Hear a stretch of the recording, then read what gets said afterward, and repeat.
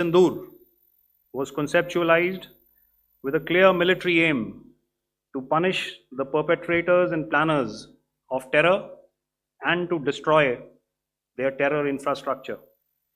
What I do not state here, of course, is the often stated determination of India and its intolerance to terror.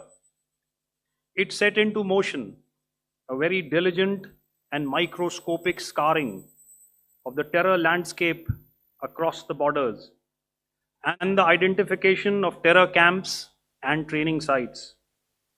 The locations that emerged were numerous, but as we deliberated more, we realized that some of these terror hubs were now bereft of any presence and had preemptively been vacated, fearing retribution from us. There was also a term of reference and our own binding, self-imposed restriction to target only terrorists and thus prevent collateral damage. There were 9 camps that you are now all familiar with, which were confirmed by our various intelligence agencies to be inhabited.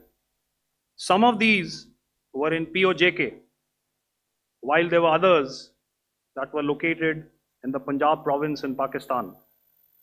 Nefarious places such as Muridke, the hub center of the Lashkar-e-Taiba, has over the years bred infamous characters such as Ajmal Kasab and the likes of David Headley.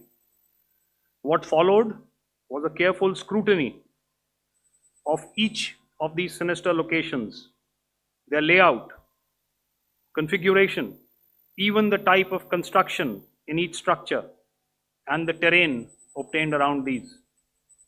This was with an obvious intent to deduce and identify the exact vector that was required for their neutralization, as also the eyes in the sky that we would send up to ensure that we brought back evidence that we had indeed targeted what we set out to. The precise images of these engagements on that fateful and historical night have already been showcased during the first press statement on the 7th of May that was helmed by our Foreign Secretary.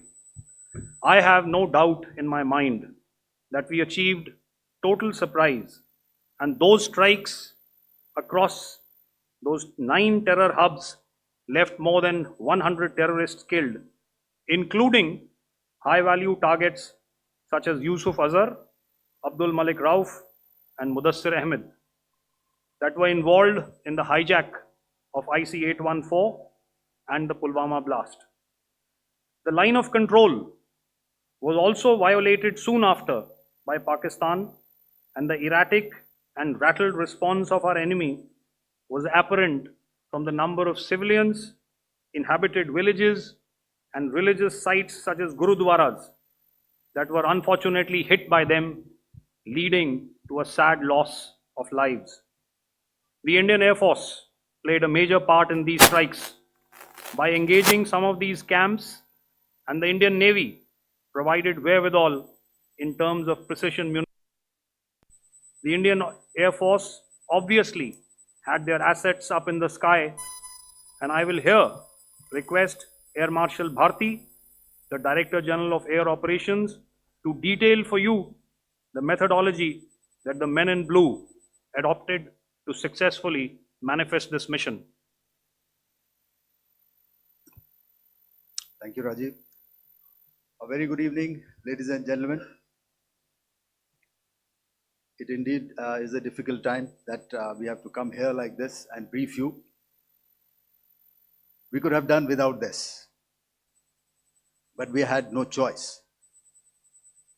As the DGMO has detailed, the event was precipitated